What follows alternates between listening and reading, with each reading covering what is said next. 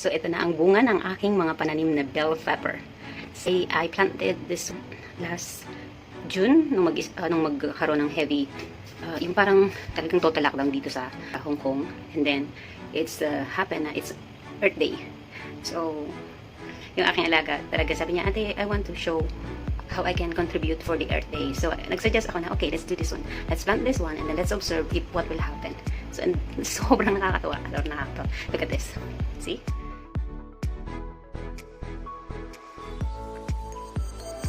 So yan guys, welcome back sa aking channel. Good morning sa inyo. So gusto ko lang ipakita ang nagpapaganda ng aking mood every morning. So yun, may mga bulaklak.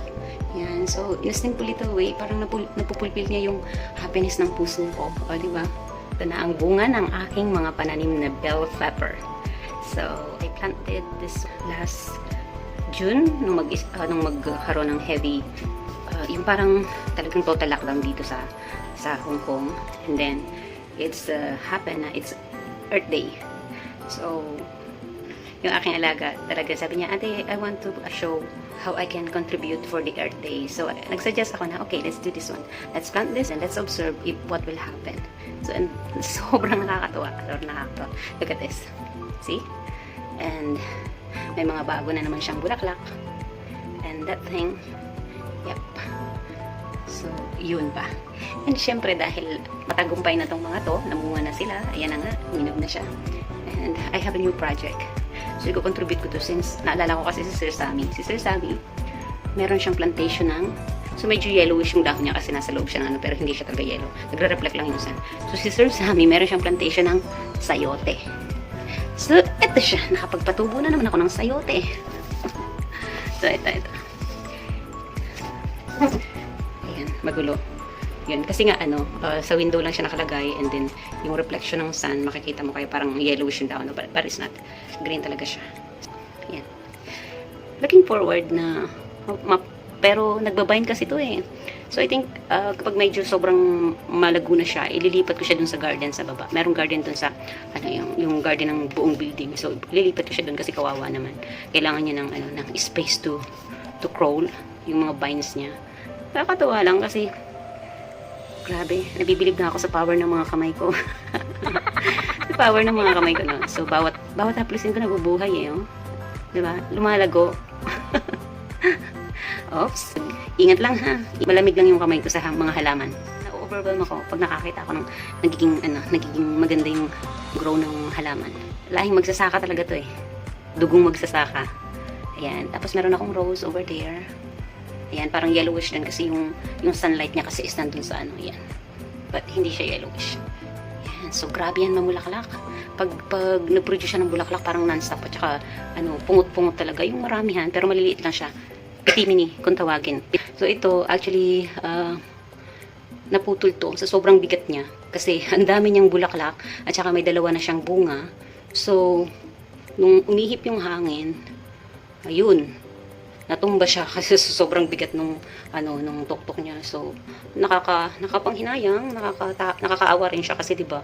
Anyways, yan, meron naman siyang panibago. So sa other side niya, namulaklak na naman siya ng bonggang-bongga. Oh, ang ganda-ganda. So ayun, flex ko lang yung matataba kong halaman. So, good morning po sa inyong lahat. Natutuwa lang ako dito sa mga halaman kong to.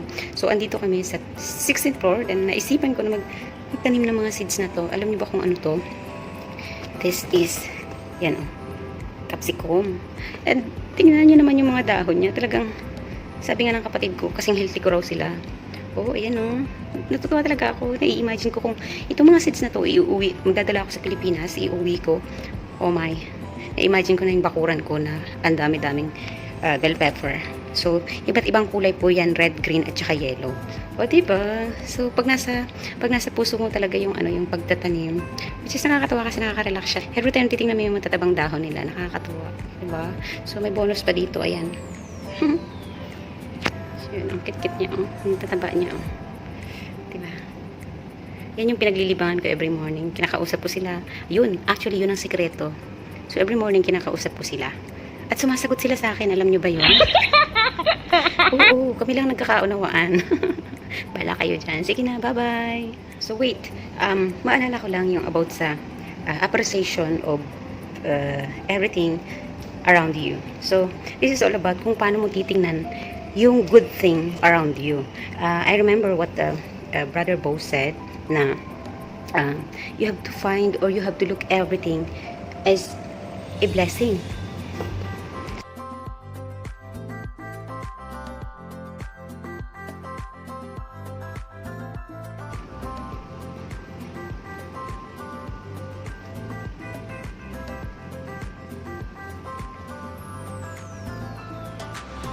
And it's really amazing kapag in spite of everything happens. So during pandemic, most of the people are under pressure, under many challenges, and nandun na yung loneliness, emptiness dahil sa worries. But in spite of this, dito ko nakita na appreciate na you can have the power to choose kung ano yung magiging response mo sa ganitong situation. Though inside my heart may worries as well, because yun na nga, malayo sa family. But then of course, so every morning ina-appreciate ko yung buhay pa ako. So ito yung nagiging libangan ko every morning. So titingin ako dyan sa bintana and didiligan ko yung mga halaman. And yun, as you can see, yung blow ng winds, sobrang nakaka-emotional. But then, sobrang nakaka-appreciate din na as of now, we're still breathing. So that means we are blessed. Dahil nauuhaw na sila, yan, inom na kayo. Konting tubig lang para hindi malunod. Ito, mag-isa na lang siya kasi yung mga kasamahan niya nawala, natunaw. Pero look, mas tumataba siya. At sana mas lumaki ka pa kahit mag-isa ka lang dyan. Alam mo, actually, solong-solo mo yung vitamins, kaya dapat mas tumaba ka pa. Okay?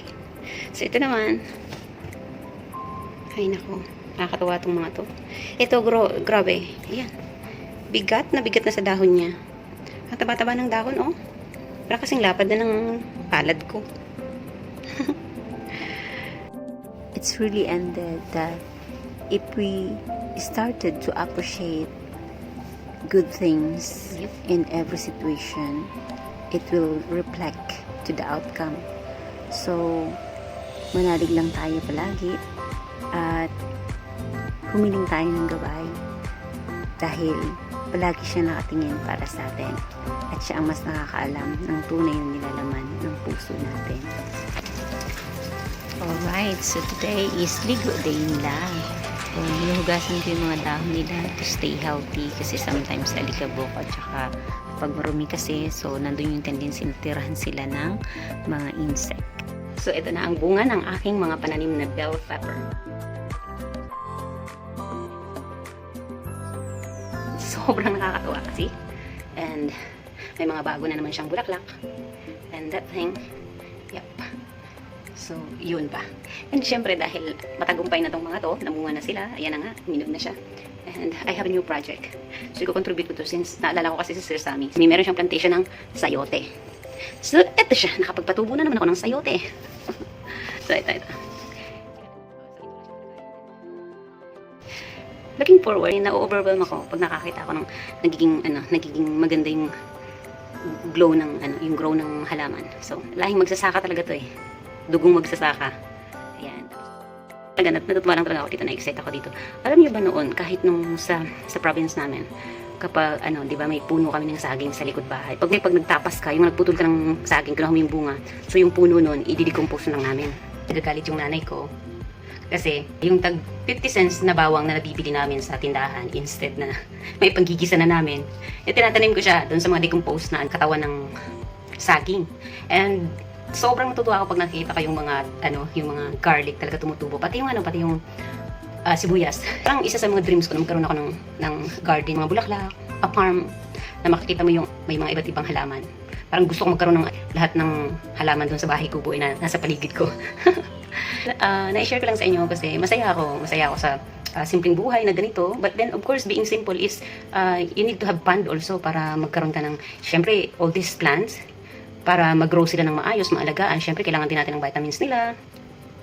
So, that's include pag-iipon pa rin para, so yung dreams natin, may isa katuparan talaga natin. Kung gusto natin ng simpleng buhay, syempre, kailangan din natin pag-ipunan yun so that we can live simply in the future, di ba? So, thank you so much guys sa panonood nyo ng aking simpleng video. So, this is my story. This is my journey. And thank you for watching. I hope you have a great day and keep safe. Bye-bye!